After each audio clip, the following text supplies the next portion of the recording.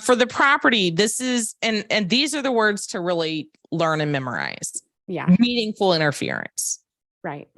Not, it's got to be purposeful, Yeah. right? This can't be, oops, I bumped into something while I was, doing something else and then just happened to see it.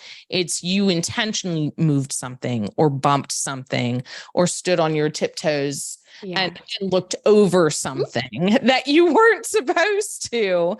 I think the property, at least for me in the questions, again, because all I've been doing are just multiple choice on multiple choice a lot. I think the property seizures are easy. It's are you as a person being seized where you get into some things that, again, to me are like, I don't know if I agree with the Supreme Court on this. Yeah, agreed. The person, the seizure of the person is a little bit hard. So the property, it's meaningful interference. For the person, it's another objective test. Would a reasonable person feel free to go? Right. Now, this is not custodial. We're going to get to that later. So for the search itself, the privacy part was both a subjective and an objective test. Okay. This is not privacy. This is, so privacy is regarding the property, search of the property, right? Mm-hmm. Seizure of a person is an objective test based on reasonable person. Right. Would they, in that situation, feel like they were free to leave? It's based on the totality of the circumstances. I'm going to throw that phrase out, and that's what we're going to stay with.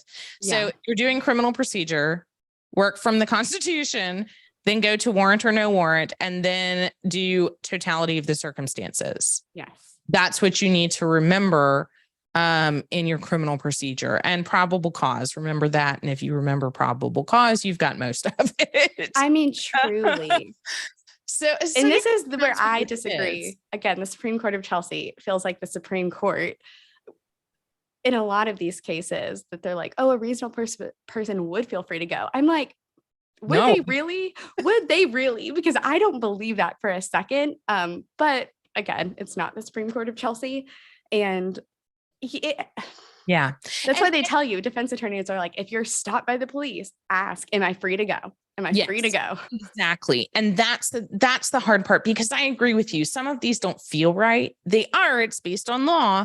And this is what the court has decided. But the ones, especially at the police station, where they've down at the station and they're questioning you in a room with the door closed, and there are a couple of them there, even if they haven't given you Miranda, even if they haven't arrested you, are you really free to go? Right. When they say that, oh, they came in voluntarily, but the police officer was like, we need to see you.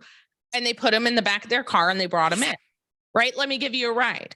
Right. Put you in my car and I'll drive you in. And they put you in their squad car and drive you in.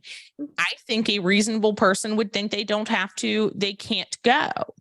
Exactly. But they can. According to the Supreme Court, they are free to leave. A reasonable person apparently would believe that they're free to leave. I think we should play a game with the Supreme Court and put them in the back of a police car and take them and see if they would feel free to leave, because they wouldn't. I don't believe it for a second. Yeah, and that's the thing, is they also don't have to tell you you're free to leave. No. It is okay for them not to tell you you have a right to leave. Now, for Miranda, it's different. They have to tell you you have the right to silence, that kind of thing. But for seizure, they don't have to tell you you can stay or you can go. Now, sometimes they do, but they don't have to. But if you ask, they have to tell the truth.